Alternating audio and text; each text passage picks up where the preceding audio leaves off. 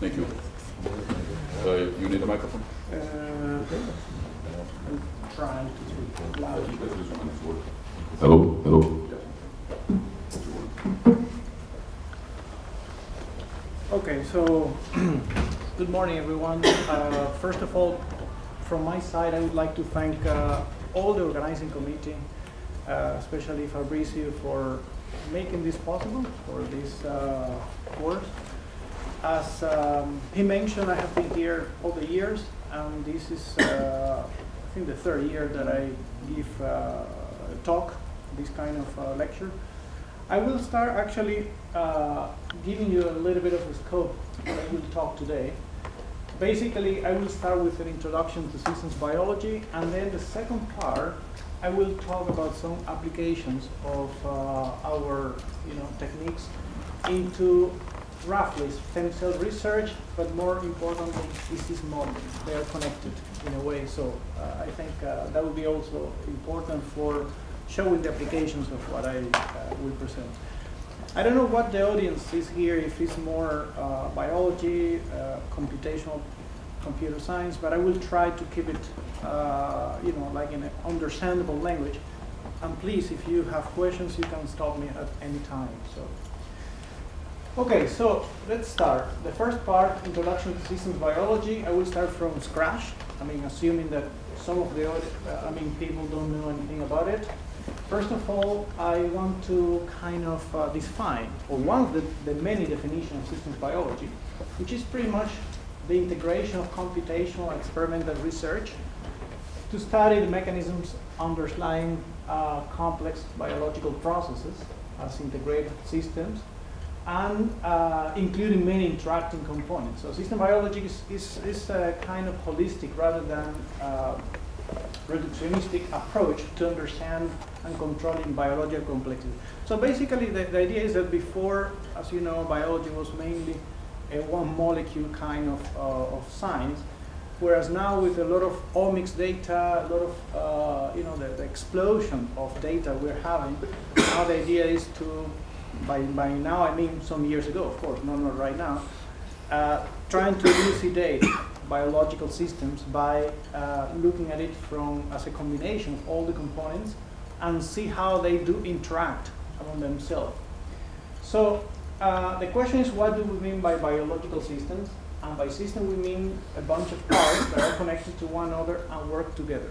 So even though I will talk about the systems biology, which mostly relate to cells or to tissues, this idea can be, of course, extended to cell-cell interactions, organ-organ interactions, different organism interactions, etc. So it's not just simply looking at different cells or within the cell interaction between molecules. Now, the current primary focus is the cell, as I said, but the perspective needs to be extended to at other levels. So on the biological side, we have the characterization of biological systems in their full complexity that, of course, should allow us to understand their properties and behavior. And on the technological side, the capability for high throughput data gathering that have made us possible to to build networks that are comprised of several components and try to understand the relationship, the interaction between these components that eventually should give rise to some emergent properties that, if you look at them from individual size, might not be easy to decipher.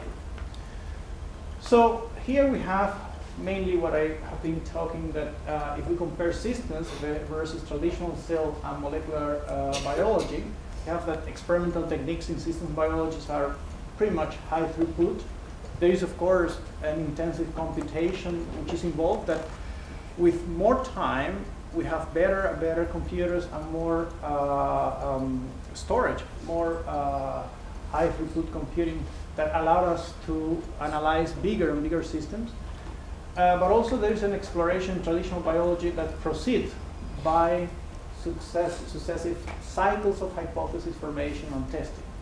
Now, system biology initially gathers data without prior hypothesis formation, And then hypothesis formation testing comes during the post-experimental data analysis and modeling. So it's a feedback problem. And you will see when we get into network that it's not just simply build a model at the moment and come up with predictions. Rather, it's a constant feedback with experiment. That is where you get some data, you build your initial model, and then eventually the ideal situation would be to predict, make new predictions, describe what is known, and then make new predictions to describe the system and understand the mechanism underlying the system.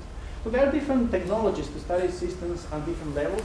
We know nowadays we have genomics data, transcriptomics, now RNA-seq, DNA microarray, etc.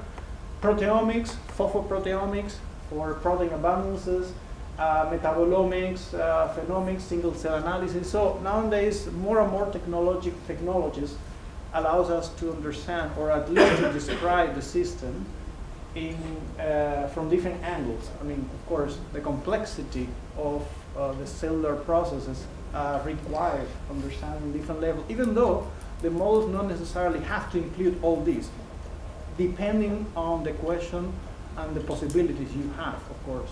Usually you interact with experimentalists and you say, okay, well, of course the money is limited. They can do profiling something specific. Okay, they can do, for example, gene expression data, and then based on that, you try to build a model and try to address specific questions. You don't have usually all these, but more and more, especially if you have consortium of people, you could have more data available that would allow you to describe better the models. Now let's get to some features before starting with the modeling. Some features of complex system that usually you have to take into account if we want to understand how to model these systems, especially networks. First of all, we have to acknowledge that we are dealing with non-linear systems. In reality, you don't have just a linearity. For example, two genes regulate the third one, and that is in a linear fashion. No? I mean, here you see you have a lot of cases where basically the non-linear effects are all the time present, and in that sense also has to be taken into account in the equations that we are dealing with. Another feature here is that you will see that you get a lot of feedback loops. And a very good example that we will see later is in gene regulatory network. You see that there are a lot of motifs that are composed of feedback, feed-forward, feedback loops, and those are important for describing the system, actually, and for the stability or other characteristic of the system. Has to be taken into account that we are dealing with open systems. Sometimes we build models, network models, and then we get an approximation like an isolated system, but we are dealing with thermodynamic systems which are open systems. And say, for example, if you have a gene regulatory network associated to a specific cell type, you have to take into account that that cell interacts with a niche, the environment. And that environment is very important. As a matter of fact, there is a lot of research going on now about cancer niche, environment that not only is the cell type of interest, but how this cell type interacts with neighboring cells as well as the extracellular matrix, etc. So this is something important, and I would say that research start with an approximation, but has to be taking into account this kind of phenomenon as well. Of course, we are also dealing with a memory system. I mean, you have a response history dependent. Epigenetics is one of the examples. You have cellular epigenetics that somehow can be translated, or can be, I would say, can be given from one cell type to another one. And in that sense, it keeps the memory in many cases. So another feature is that you will see, especially in networks, that there is a kind of modularity of this system. I think that biology is very exquisitely modular in that sense. You see a lot of in different networks that, let's say, in protein-protein interaction networks, They are modules of interactive molecules. In gene regulatory networks also there are a number of genes that form like a subnetworks or modules. And this kind of, I would say, characteristics is very important in modeling because it could simplify to some extent the analysis, and also it could lead to a different way of modeling the different kind of processes that we are interested in. So there is a lot of spectrum of modeling tools in systems biology, including, well, starting from, say, Bayesian networks, ordinary differential equations, Boolean modeling, I didn't put here, but I will see, etc. Depending on the problem, depending on the data you have, because of course it has to be consistent. I mean, you cannot, let's say, aim to model I would say a gene regulatory network of thousands of genes using ordinary differential equation if you don't have parameters, of course. But if you have, on the other hand, a small network, then you can think about well, describing or modeling dynamics of this network using differential equations. So I have been mentioning network because actually in many cases people refer to systems biology as network biology because network or graph theory plays an important role here. And it's, of course, is increasingly recognized that, of course, complex systems cannot be described as individual, independent entities. Rather, they have to be described as a whole. And as a whole meaning not only looking at independent part, but how do they interact? And by how do they interact, not necessarily pairwise. Sometimes they could do as a whole a kind of interaction that is not simply approximated by pairwise interaction. So understanding the behaviors of systems start with understanding, say, the topology of the network, and the topology also explain the dynamics of the system. So topological information is fundamental in constructing realistic models for the function of the network. There are different type of biological network. Of course, we have been mentioning genetic regulatory networks, protein-protein interaction networks, metabolic, signal transduction, expression, etc. Depending on, again, on the data, the problem you want to address, and also the tools you will use depending on that. I mean, depending on the data. At the end of the day, what you have is a kind of intertangled, different kind of this information.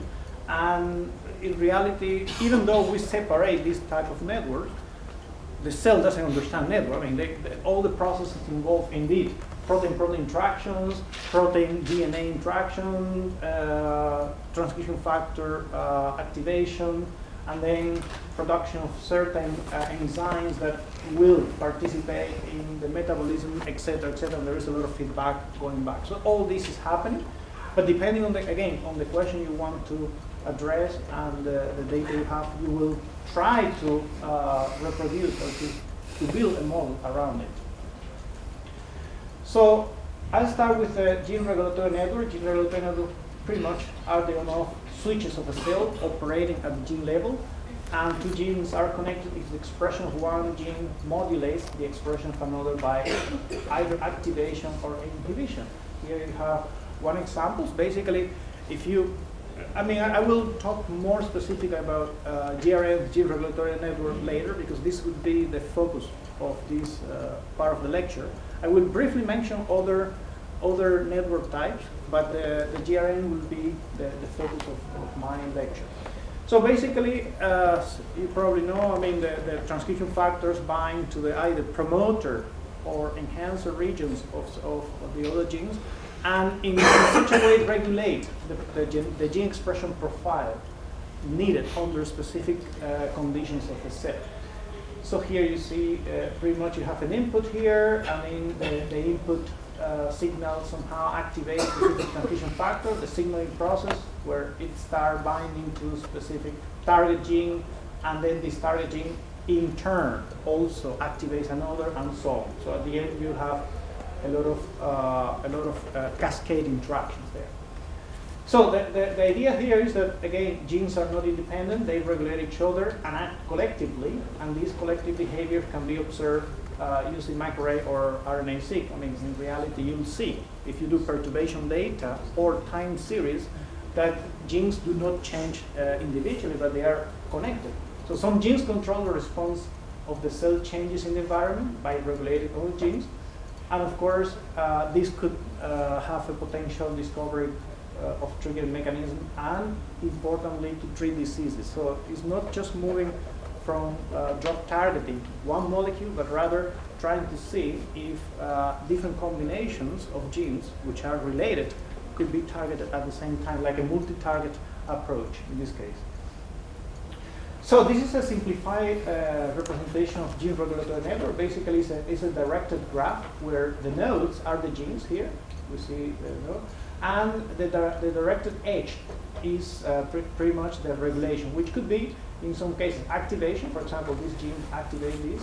Or with a different color or different representation is the inhibition, which is, well, this gene, for example, inhibits the action of another gene. Then we have, say, protein-protein interaction networks. In this case, we are talking about an undirected network where nodes are the proteins and the edges are the interaction among these proteins. Again, here we have to be very much aware that if you look at databases like DIP or BIND or string, all these databases contain a bunch of interactions taken from different experimental techniques at different conditions, different time. Not all these interactions are taking place at the same time in the cell. Depends on the proteins or the organism, the conditions, the cellular compartmentalization, etc., etc. So in that sense, we see that protein-protein interactions are physical and selective contact that happens between paired proteins and in certain molecular regions and in a defined biological context. That's important. Now, the interactome here is the totality of all PPIs, protein-protein interaction, that happen in the cell, in an organism, in a specific biological context. And this protein-protein interaction network, which is represented here, is just simply a graphical representation of a group of proteins, protein interactions, in which proteins are represented as nodes and interactions as edges here. So again, here the question pops up, why to study protein-protein interactions? And then the point is that to predict a protein biological function, for example, what we call guild by association, protein with similar functions should be clustered together. I was mentioning that a biological system usually tend to be modular in that sense. So one way of not only understanding the process based on how the proteins interact, but also one could also think about trying to understand how proteins with similar function, or to predict proteins with similar functions or new proteins interact with those within the same module or cluster. Now, a broader view of how they work cooperatively give, a protein-protein interaction network also can characterize that. And some studies indicate that many diseases are indeed related to subtle molecular events, such as protein-protein interaction. Some SNPs or genetic mutations could also lead to an impairment or at all the absence of specific protein-protein interactions that are required for a normal function of the cell. Of course, this also could be beneficial for the process of drug design, speaking of one practical application that probably in other lectures you will see. And here is some of the examples of how different proteins interact in different modules. I mean, say, proteins involved in cell motility here, signal transduction, amino acid metabolism, etc., etc. So they tend to be associated, interacting among each other, and then at the end, when you have a big protein-protein interaction network, you can see different modules, which are, of course, interlinked, that are responsible for different functions in this case. The guild by association means that, of course, if you assume that this is true, if this is the tendency of proteins within the same function to interact among itself, then, of course, a new protein that you don't know anything about it, you could suspect that maybe if this protein is interacting with the others and in the same module, probably it will have a similar function than the modular proteins. So now different kind of networks, of course, are the metabolic pathway network. A pathway can be defined as a modular unit of interacting molecules to fulfill a cellular function. A metabolic pathway network is, you'll see, a series of chemical reactions occurring within the cell, catalyzed by enzymes, resulting in either the formation of metabolic product or to be used or stored by the cell. So in this case, the nodes are substrate, the edges are metabolic reaction, and you could have additional nodes as well as enzymes. Here is one of, if you look at the cake pathway representation, you'll see one of the examples, which is involving these 3 amino acids biosynthesis. And then you see what I mean, that is very well curated. Cake actually is a very well curated database. You have others as well, Rectome and Biocarta. But here you'll see in specific, put together different metabolic reactions and the description of the enzymes and products that you are obtaining in these reactions.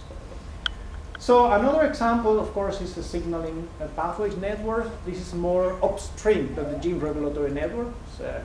Initial, and in this case we are talking about a mechanism that converts an extracellular signal to a cell into a specific cellular response.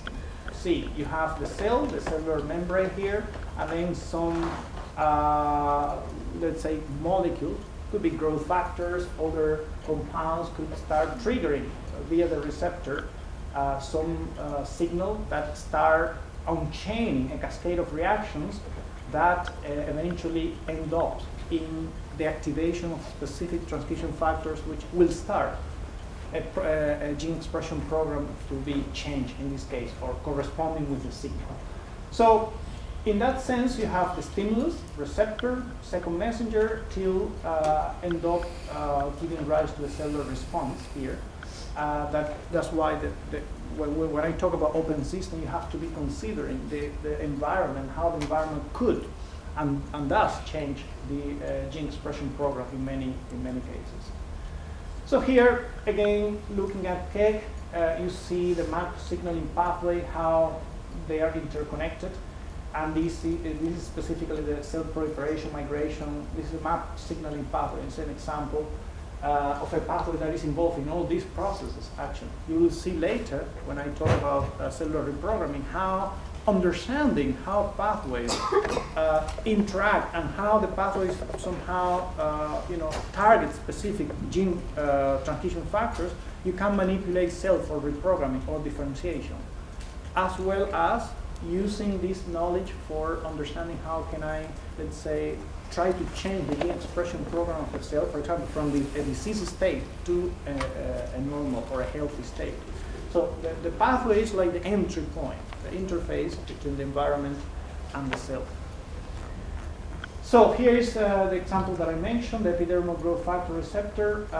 You see how actually linked. They're not that linear. I mean, linearity is just simply as a representation, because in some cases this pathway has been built based on knowledge. I mean, there's a lot of curators looking at specific set of interactions, chemical interactions. But in reality, all these pathways are interlinked. I mean, it's not just simply that this goes this way all the way. No, these pathways and the others are very much linked. And depending on the specific cellular state, you could have the expression of some of these might be active, whereas this one might not be active, etc. So you have to understand that when you deal with databases, what you get is a compendium of everything. It's like the whole map of the city, but not all the highways are active. Some of them in specific conditions might be active, others not. So it's not just putting interactions there and then seeing that, or trying to understand this as everything is active. No, it's everything that is possible, but then you have to contextualize to specific cell type or specific condition as well. Now, yes, this is again another example, more magnified in this case. But you can see how different kinases, I mean, phosphorylate, ubiquitinase, I mean, different actually signaling processes, modifications in this case. So one approach that usually is followed for describing signaling pathways has been depending on the data. I mean, I was talking from the very beginning that the data you have is important. For example, assuming that you have this signaling pathway, protein A phosphorylate B, and then B transmit the signal to C, D, etc. So basically, you have a graph whose nodes measure the level activity of a protein, for example, and the H is the influence or dependency between proteins. So in that sense, you could have this approach, this Bayesian approach, where the idea is to assess the conditional probability distribution. So each node has a conditional probability given its partner. Again, if you have the data for that. See, for example, if you have the case of T lymphocyte data, this T lymphocyte where you have some phosphoproteomics data. Like phosphoproteomics, you can measure the activity of certain protein. I mean, the phosphorylation state, certain protein, assuming that the phosphorylation state in a way measure the activity of the protein, then of course you could build a Bayesian network by assuming that if the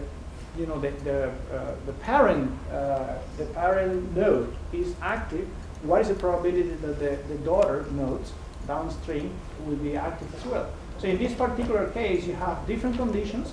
Perturbation data, so you perturb, usually when you go to phosphoproteomics data, you have perturbation of specific nodes, and then you see differences after the perturbation of phosphorylation of the downstream. So you could understand, or at least you can guess which are the effectors, I mean the affected proteins upon that perturbation. So assuming that you have different type of perturbation and phosphoproteomics data, the idea in this case that was a study over 600 cells per